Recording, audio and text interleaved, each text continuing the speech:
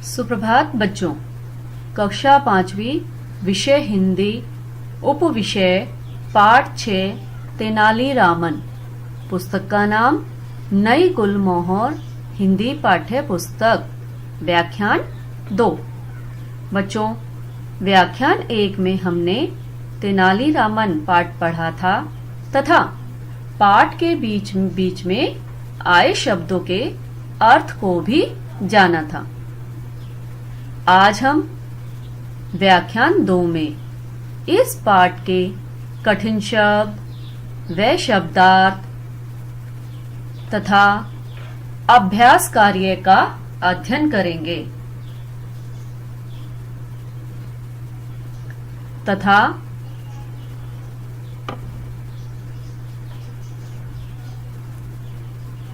व्याख्यान 1 के गृह कार्य का हल भी जानेंगे।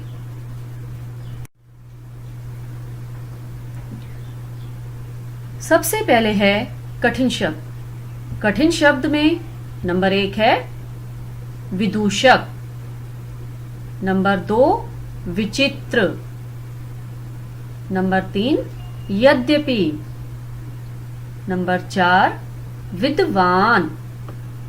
बच्चों, आपको हर एक शब्द को लिखना आना चाहिए।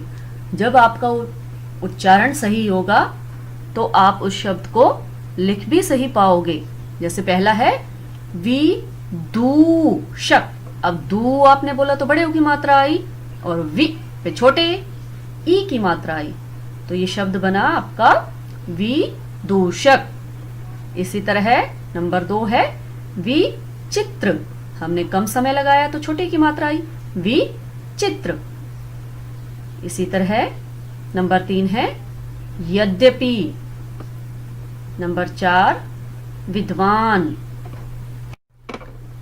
नंबर 5 है प्रसिद्ध, नंबर 6 प्रचलित, नंबर 7 आश्चर्य, नंबर 8 तेलुगु, नंबर 9 कवि। एक बार फिर देखते हैं। नंबर 5 प्रसिद्ध, नंबर 6 प्रचलित, नंबर 7 आश्चर्य, नंबर 8 तेलुगु, नंबर 9 कवि।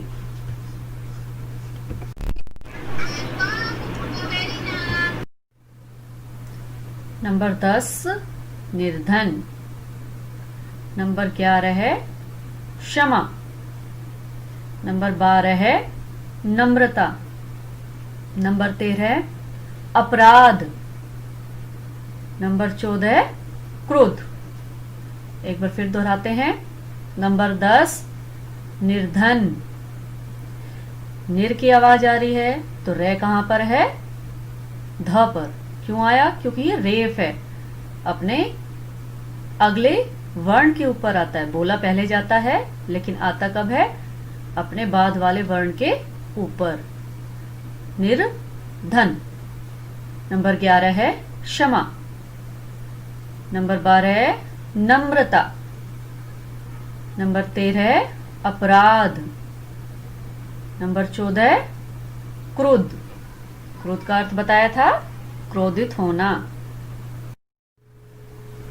नंबर 15 है हाजिर जवाबी, नंबर 16 है महाशय, नंबर 17 है राजगुरु, नंबर 18 है थट्टाचार्य, नंबर 19 इच्छा। एक बार पुनः देखते हैं। नंबर 15 हाजिर जवाबी, नंबर 16 है महाशय, नंबर 17 है राजगुरु, नंबर 18 है थट्टाचार्य। थट्टाचार्य कौन थे बच्चों? कृष्ण देव राय के राजगुरु। नंबर 19 इच्छा, नंबर 20 बुद्धिमानी। ध है, ध किस में लिखा हुआ है? द में। बुद्धिमानी। नंबर 11 विश्वास। आप पहले भी कई बार लिख चुके हो वि आधा श व आ स विश्वास। नंबर 22 जादूगर। नंबर 23 मनोरंजन। फिर देखते हैं नंबर 20 बुद्धिमानी। नंबर 21 विश्वास। नंबर 22 जादूगर। नंबर 23 मनोरंजन। अब हम इस पाठ में आए हुए शब्दों के अर्थ को जानेंगे, उनका उच्चारण भी करेंगे तथा उसके अर्थ को भी साथ साथ समझेंगे। नंबर 1 विदूषक। विदूषक का अर्थ है मस्खरा, भाण, हंसी की बातें करने वाला। आप तीनों में से कोई एक लिख सकते हो, मस्खरा या भाण या हंसी की बातें करने वाला। नंबर 2 निश्चय। निश्चय का अर्थ है पक्का इरादा। नंबर 3 प्रतीक्षा। प्रतीक्षा का अर्थ है इंतजार। नंबर 4 मुखौटा। मुखौटा का अर्थ है मुख के आकार का बना खंड। कई बार आपने देखा होगा नकली चेहरा लगाते हैं चेहरे पर अपने, तो उसे हम बोल देते हैं मुखौटा, मुख के आकार का बना खंड। नंबर 5 विस्मित। विस्मित का अर्थ होता है अचंभित। अचंभित यानी कि हैरान होना। नंबर 6 अड़िग। अड़िग का अर्थ है न हिलने वाला, जो अपनी जगह से न हिले। जैसे पर्वत है वो अपनी जगह से नहीं हिलता, तो उसे हम कह देते हैं अड़िग। नंबर 7 संदेश। संदेश का अर्थ है समाचार या खबर। नंबर 8 रोब। रोब का अर्थ है धाक या प्रताप या दबदबा। आप इन तीनों में से कोई एक लिख सकते हो। रोब का अर्थ है धाक, प्रताप, दबदबा। एक बार पुनः देखते हैं। नंबर 5 विस्मित। विस्मित का अर्थ है अचंभित। नंबर 6 अड़िग। अड़िग का अर्थ है न हिलने वाला। नंबर 7 संदेश। इसका अर्थ है समाचार या खबर। नंबर 8 रोब। रोब का अर्थ है धाक, प्रताप, दबदबा। बच्चों, अब आपको इस पाठ में आए हुए कठिन शब्दों का उच्चारण करना भी आ गया होगा और साथ ही साथ इस पाठ के शब्दों के अर्थ को भी आप समझ गए होंगे। तो आपको सबसे पहले इनको बोल बोल कर इनका उच्चारण करना है और याद भी करना है।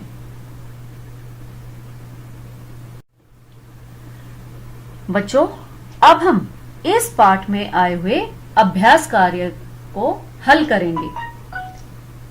अभ्यास कार्य में सबसे पहला जो आपका प्रश्न है वो है सही उत्तर के सामने सही का निशान लगाइए। प्रश्न क तेनालीरामन का असली नाम क्या था? आपके पास 4 विकल्प हैं। पहला है तेनाल, दूसरा है तेनाली, तीसरा है रामन और चौथा है तेनालीराम। तो प्रश्न हमारा क्या था? तेनालीरामन का असली नाम क्या था?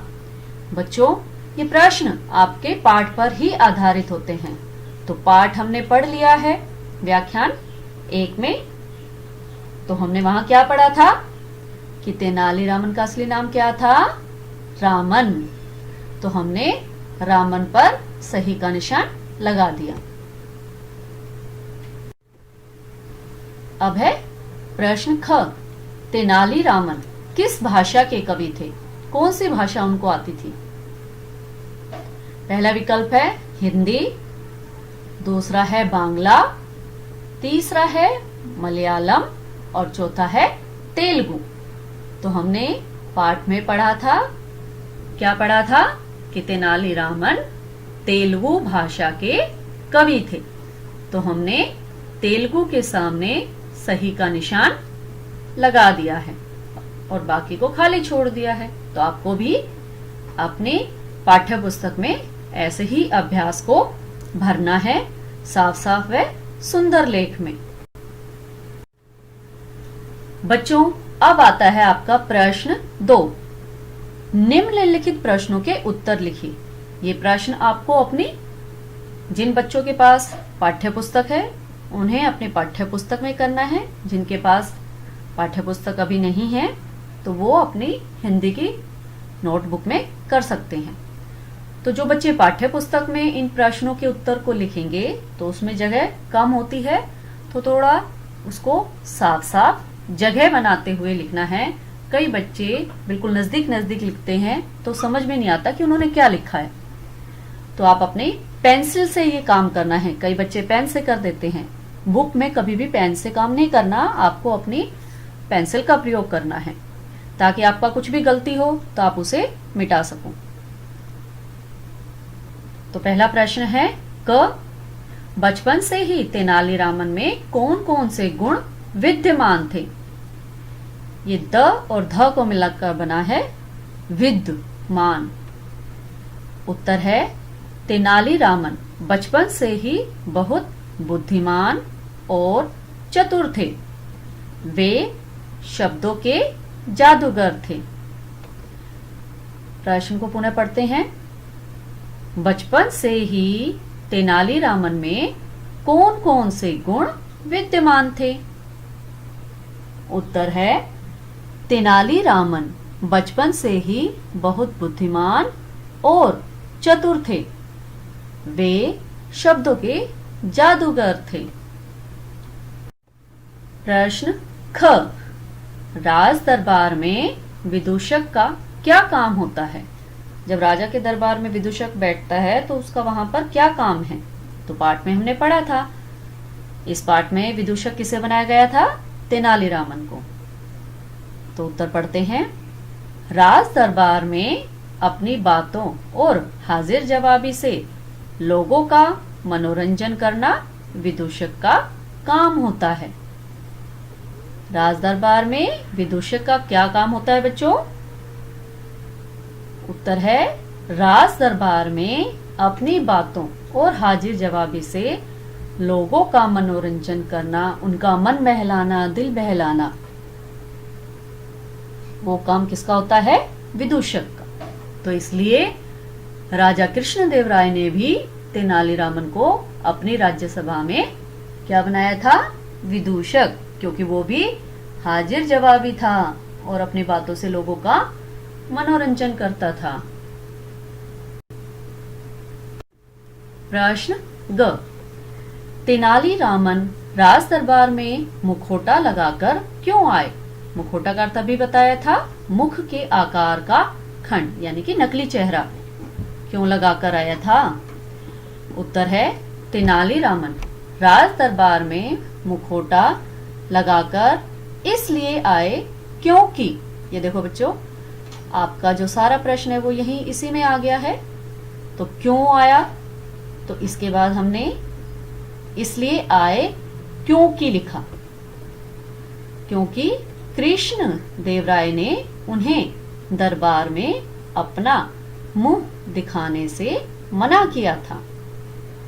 एक बार पुनः पढ़ते हैं।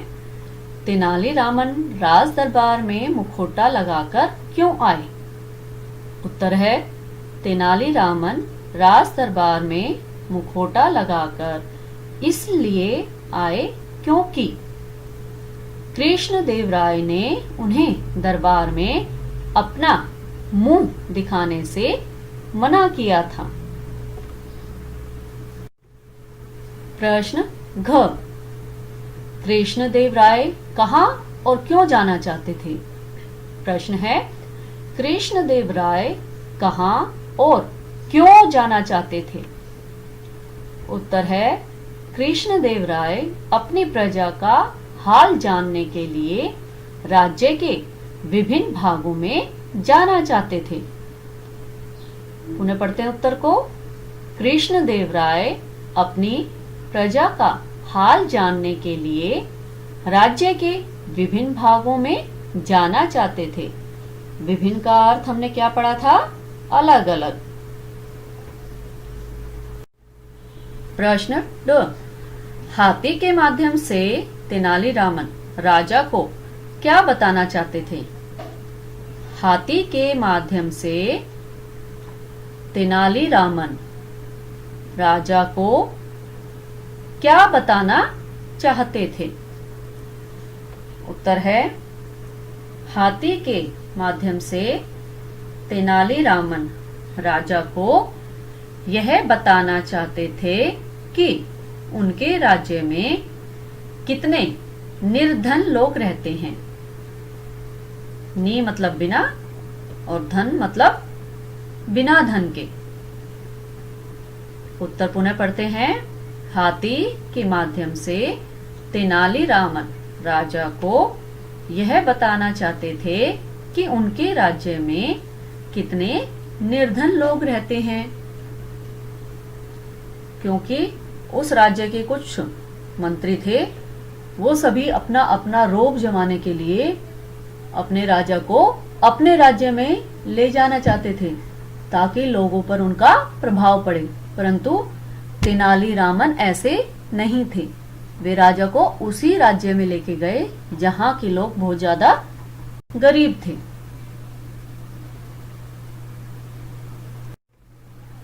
प्रश्न 3 है आए, किसने किससे कहा? अब पाठ में कुछ वाक्य हैं जो बोले गए हैं, तो उसमें से हमें बताने हैं कि कौन से वाक्य किसने कहे और किससे कहे। यहां मैंने लिखा हुआ है किसने और यहां लिख दिया है किससे। प्रश्न क है जो वाक्य है आपका, चीजें ऐसी नहीं हैं जैसी दिखाई देती हैं। ये वाक्य किसने कहा था? जब राज्यसभा में वाद विवाद प्रतियोगिता हो रही थी तब एक विद्वान ने कहा था। किससे कहा? अन्य विद्वानों से, क्योंकि राजा ने दरबार में विद्वानों की एक सभा बुलाई हुई थी, तो उन्हीं में से एक विद्वान ने अन्य विद्वानों से कहा कि चीजें ऐसी नहीं हैं जैसी दिखाई देती हैं। ख, यह महाशय यहाँ बैठे बैठे ही मान लेंगे कि इन्होंने भोजन कर लिया है। अब यह वाक्य किसने कहा था? तेनालीराम ने। किससे कहा? अन्य विद्वानों से। तेनालीरामन ने अन्य विद्वानों से यह बात कही कि यह महाशय यहाँ बैठे बैठे ही मान लेंगे कि इन्होंने भोजन कर लिया है। अगला है, इसे ले जाओ और जेल में बंद कर दो। ये वाक्य किसने कहे? राजा ने। और किससे कहे? सिपाहियों से, क्योंकि उन्होंने तेनालीरामन को जेल में बंद करने के लिए कहा था। तो राजा ने कहे, किससे कहे? सिपाहियों से। घ, महाराज इस बार आप मेरे गांव चलिए। किसने कहा? मंत्री ने। और किससे कहा? राजा से। तो यह वाक्य मंत्री ने राजा से कहा। बच्चों, प्रश्न 4 है, रिक्त स्थानों की पूर्ति कीजिए। यहाँ पर जो ये मैंने लाल रंग से भरे हुए थे, ये खाली जगह थी जिसको मैंने पाठ के आधार पर भर दिया है। पहला खाली स्थान है, रामन गांव के निवासी थे। तो रामन कौन से गांव के निवासी थे? तेनाली गांव के निवासी। तो यहां पर हमने क्या लिखना है? तेनाली। ख, रामन बचपन से ही बहुत बुद्धिमान और खालिस्तान थे। तो क्या थे रामन? बचपन से ही बुद्धिमान और चतुर थे। तो इस खालिस्तान में हमने क्या लिखना है? चतुर। ग, कृष्णदेवराय के राजगुरु का नाम था। क्या था? थट्टाचार्य। यदि आप ऐसा नहीं लिख सकते हो तो आपने लिखना है थ, ट, ट को हलंत लगाना है, यानी वो आधा हो जाएगा। फिर पूरा ट, आ की मात्रा और आगे लिखना है चार्य, तो क्या बन गया थट्टाचार्य। घ, तेनालीरामन अपने मुंह पर खालिस्तान लगाकर दरबार में आया। क्या लगाकर आया था? मुखोटा। तो यहां इस खालिस्तान में हमने क्या लिखना है? मुखोटा। ड, महाराजा कृष्णदेवराय अपने खालिस्तान का हाल जानना चाहते थे। किसका हाल जानना चाहते थे? अपनी प्रजा का। तो इस खालिस्तान में हमने क्या लिखना है? प्रजा। तो बच्चों, आशा है आपको इस पाठ का अभ्यास कार्य समझ में आ गया होगा। तो आपने वो अपना कार्य सभी साफ व सुंदर लेख में करना है, पेंसिल की सहायता से करना है, पेन से कोई भी बच्चा नहीं करेगा।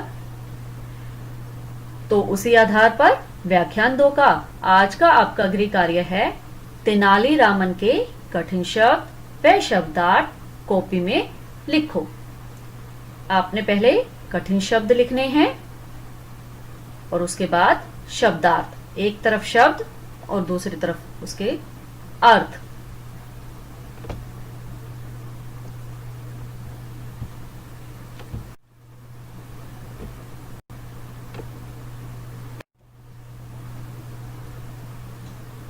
कठिन शब्दों को एक बार पुनः देखते हैं बारी बारी।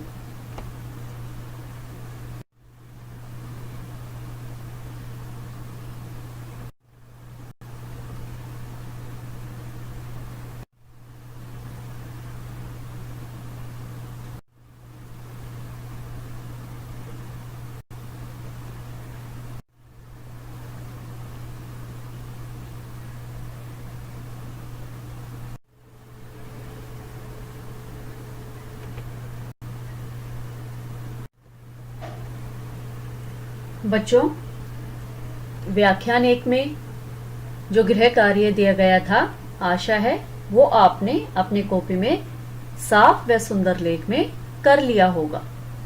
चलिए अब हम देखते हैं कि क्या हमने अपना गृह कार्य सही किया है। अगर आपकी कोई भी गलती है तो आप उसे पुनः लिखकर उसका अभ्यास करें। प्रश्न 1 था,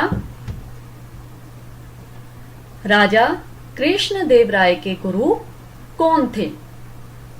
उत्तर है राजा कृष्णदेवराय के गुरु थट्टाचार्य थे। प्रश्न 2, तेनालीरामन के गांव का नाम क्या था? तेनालीरामन के गांव का नाम क्या था? उत्तर है तेनालीरामन के गांव का नाम तेनाली था। तेनालीरामन के गांव का नाम तेनाली था। बड़े मम्मी वो काम क्यों नहीं कर रहा है? प्रश्न 3, दरबारी राजा कृष्णदेव को अपने अपने गांव क्यों ले जाना चाहते थे?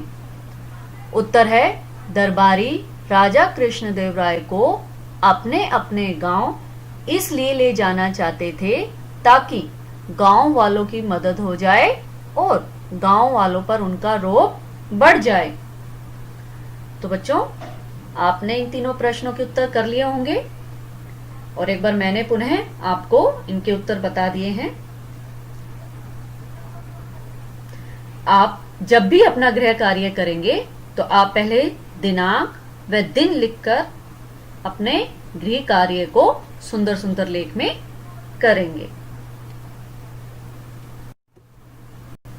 हमारे इस चैनल को सब्सक्राइब कीजिए और वीडियो को लाइक कीजिए।